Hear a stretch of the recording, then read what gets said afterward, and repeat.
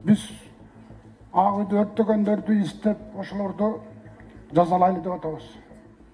Алар көчөдөгү балдар. Алар эчтекеси жок балдар. Ошолорго эмне себеп болду эле? Ошо себепчи болгон нерселер кимдер экенин биз баарыбыз билебиз да.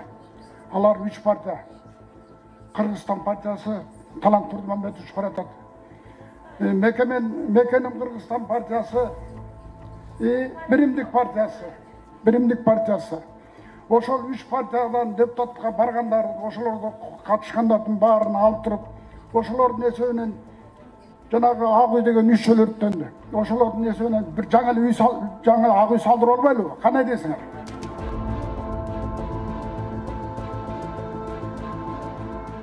Не стыдно за вас, вы аксакал, и постоянно с тапочками ходит он, а? То белые, то черные, то красные. Как не стыдно говорить? Вы просто вот, я не знаю, мне, например, не стыдно то, что я в Биримдыке была.